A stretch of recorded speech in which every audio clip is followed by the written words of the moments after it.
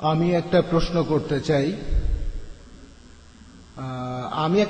করতে চাই তবে তার আগে আপনাদের কাছ থেকে আমার কিছুটা জানা দরকার।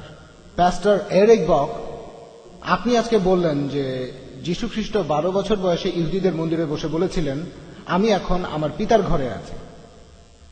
তার মানে হলো যীশু জানতেন যে তিনি ঈশ্বরের পুত্র।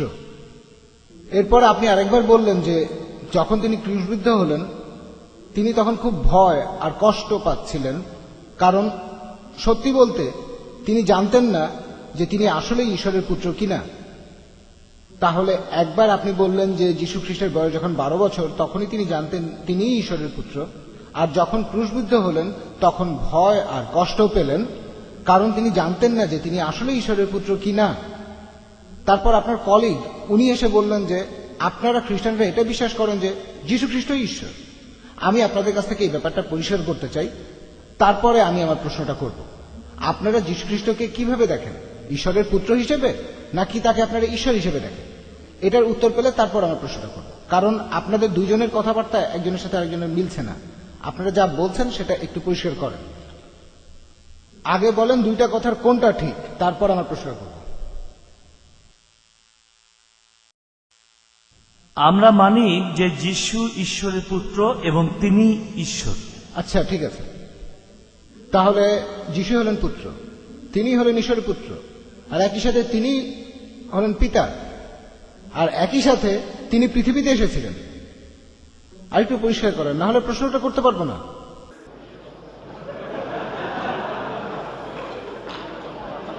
আমরা দুজনেই যে কথাটা বলছি যে যীশু খ্রিস্ট ঈশ্বর, তিনি ঈশ্বরের মধ্যে একটা অংশ, আর এখানে তিনি হলেন মহান ঈশ্বরের পুত্র, তবে তিনি পিতার ভূমিকায় নেই। পিতা আসলে পুত্র নন, আর পুত্রও পবিত্র আত্মা নন, এই পবিত্র আত্মাও পিতা নন। এটা একজন মানুষের পক্ষে বুঝতে পারা খুবই কঠিন যে তিনজন আলাদা হয়ে একটা। আচ্ছা, আপনি বলতে যাচ্ছেন যে আপনারা ট্রিনিটিতে বিশ্বাস করেন, পিতা, পুত্র আর পবিত্র আত্মা। আচ্ছা, এবার প্রশ্নটা আপনাদের কাছে নাই, আমি অনুরোধ করবো শেখ আহমেদ দিদাতকে, ওনাদেরকে আপনি এই ট্রিনিটির ব্যাপারটা একটু বুঝিয়ে বলেন। এই ধারণাটা সঠিক না ভুল সে ব্যাপারে একটু ওনাদেরকে বুঝিয়ে বলেন।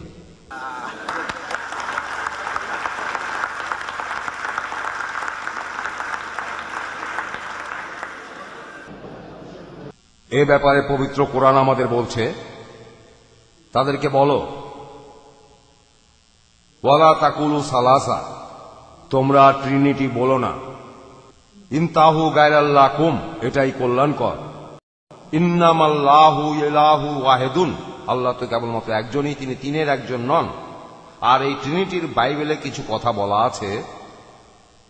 ট্রিনিটির উপরে এই অনুচ্ছেদটা, আপনার বাইবেলে ওই কথাটা আপনি দেখবেন, যদি বাইবেলটা কিং জেমস ভার্সনের হয়।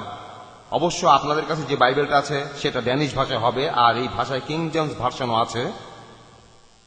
আপনারটা কিং জেমস? আচ্ছা, এখন আপনি বাইবেল খুলে দেখেন ফার্স্ট এপিস্টল অফ জন 5 অধ্যায়ের 7 অনুচ্ছেদ। ফার্স্ট এপিস্টল অফ জন 5 অধ্যায়ের 7 অনুচ্ছেদ। ফার্স্ট এপিস্টল অফ জন 5 অধ্যায় 7 অনুচ্ছেদ।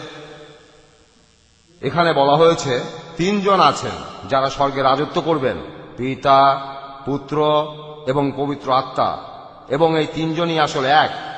আমি কি ঠিক বলেছি? না, এরকম কথা তো নেই। এখানে আছে তিনজন সাক্ষী হলো আত্মা, পানি এবং রক্ত, আর তিনজনই একসাথে ছিল। হ্যাঁ, আপনার হাতে বাইবেলের নতুন সংস্করণটা আছে। আপনার হাতেরটাও কিং জেমস ভার্সন, তবে নতুন সংস্করণ ওটা। আচ্ছা, আপনি যে আগের ভাষণ থেকে বলছেন সেটা বুঝতে পারিনি। আমার হাতেরটা পুরনো সংস্করণ, আপনার বাইবেলটা রিভাইজড ভার্সন, আর এটা হলো বাইবেলের নতুন সংস্করণ। সংস্কার করেছেন 32 জন উচ্চপদস্থ খ্রিস্টান বিশেষজ্ঞ, যাদের পেছনে ছিল 50টি খ্রিস্টান ধর্মীয় সংস্থা, আর তারাই অনুচ্ছেদটাকে বাইবেল থেকে বাদ দিয়েছেন। আপনি এখন যে অনুচ্ছেদটা পড়ছেন সেটা ছিল একটা মাইনর নোট, যেই নোট লিখেছিলেন বেশ কয়েকজন ধর্মযাজক, সেটা 6ষ্ঠ শতাব্দীতে। সেটাই এখন ফার্স্ট এপিস্টলের অনুচ্ছেদ হয়ে গেছে। তাহলে খ্রিস্টান বিশেষজ্ঞরাই আপনাদের বাইবেলের এই নতুন সংস্করণটা নতুন করে করেছেন, আর আগের অনুচ্ছেদটা তারা বাইবেল থেকে বাদ দিয়েছে।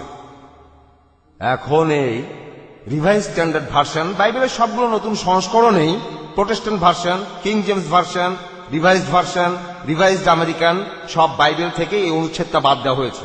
এই বইতে সেই অনুচ্ছেদটা আর নেই। এরপর আমরা দেখতে পাই যীশু খ্রিস্ট ঈশ্বর সম্পর্কে কি বলেছেন। আছে গসপেল অব মার্কে, ভাই গসপেল অফ সেন্ট মার্কে 12 অধ্যায়, গসপেল অব মার্কের 12 অধ্যায়ের 29 অনুচ্ছেদ, সেখানে এই কথার উল্লেখ আছে। এক ইহুদি যিশুর কাছে এলো আর তাকে বলল, প্রভু, আমরা কোন নির্দেশটা সবার আগে মানব? ঈশ্বরের নির্দেশ। প্রভু, হিব্রু ভাষায় রাবাই, আমরা ঈশ্বরের কোন নির্দেশটা সবার আগে মানব?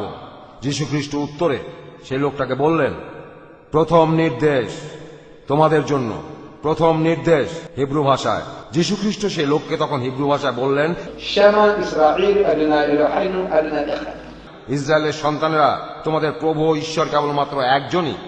যিশুই বলছেন ঈশ্বর একজন। যীশু খ্রিস্ট এখানে বলছেন যে ঈশ্বরের সর্বপ্রথম নির্দেশটা কি, আর সেই নির্দেশের কথা বলতে গিয়ে তিনি বলেছেন, শোনো ইসরায়েলের সন্তানেরা, শোনো ইসরায়েলবাসীরা, তোমাদের প্রভু এবং ঈশ্বর তিনি মাত্র একজনই, তিনজনের একজন নন। তিনি যদি চাইতেন যে আপনারা ট্রিনিটিতে বিশ্বাস করবেন, তাহলে তিনি বলতেন, আমার পিতা, পুত্র আর পবিত্র আত্মা, আমরা তিনজন এক, এটাই তোমাদের বিশ্বাস করতে হবে। যিশু এভাবে বলতে পারতেন, কিন্তু তিনি এই কথা বলেননি। বরং তিনি বলেছেন এক ঈশ্বরের কথা, তার আগের নবী রসুলদের কথা। তিনি ওল্ড টেস্টামেন্টের কথা বলেছেন, ম্যাথিউর 5 অধ্যায় আছে। এমনকি একটা ক্ষুদ্র কণাও ঈশ্বরের আইনে ফাঁক বলে যাবে না, আইনটা এতই কঠিন। এরপরেও তোমাদের মধ্যে কেউ যদি সেই আইন ভাঙে বা অন্য কেউ তেমন শেখায়, তাহলে সে স্বর্গে প্রবেশ করতে পারবে না। তবে যদি আইন মেনে চলো তোমরা, তাহলে স্বর্গে যাবে। তাহলে যীশু খ্রিস্ট নিজে এখানে বলেছেন, তিনি এখানে ট্রিনিটির কথা বলছেন না, যে পিতা হলেন ঈশ্বর, পুত্র ঈশ্বর আর পবিত্র আত্মাও ঈশ্বর। তবে তারা তিনজন নয়, তারা একজন। বাইবেলে এমন কথা নেই, কোন বাইবেলে এমন কথা দেখবেন না, আপনার বাইবেলও দেখবেন না যে পিতা হলেন ঈশ্বর, পুত্র হলেন ঈশ্বর, পবিত্র আত্মাও ঈশ্বর। তবে তারা তিনজন নয়, তারা একজন। এমন কথা কি আপনাদের বাইবেলে লেখা আছে জানেন? যে পিতা হলেন ঈশ্বর, পুত্র হলেন ঈশ্বর, পবিত্র আত্মা। আপনি একটু আগে ঠিক এই কথাটাই বললেন যে পিতা হলেন ঈশ্বর, পুত্র হলেন ঈশ্বর, পবিত্র আত্মাও ঈশ্বর। কিন্তু তারা তিনজন নয়, তারা একজন। এরকম কোনো কথা আপনাদের বাইবেলে নেই, বাইবেলের কোথাও নেই। আপনি কি আমাকে বলবেন এমন কথা বাইবেলে আছে কি না? না, যীশুখ্রিস্ট নিজে এভাবে বলেননি। তবে বিভিন্ন সময়ে তার বিভিন্ন কথাবার্তা একত্র করে আমরা এমন ধারণাটা পেয়েছি যে যীশুখ্রিস্ট ঈশ্বর, আর তিনি হলেন এই ট্রিনিটির মধ্যে তিন ঈশ্বরের একজন। তাহলে আপনি আমার কথাই মেনে নিচ্ছেন যে পবিত্র বাইবেলের কোথাও ট্রিনিটি শব্দটার উল্লেখ নেই? আমি কি ঠিক বলেছি? ট্রিনিটি শব্দটা বাইবেলেই নেই। ঠিক।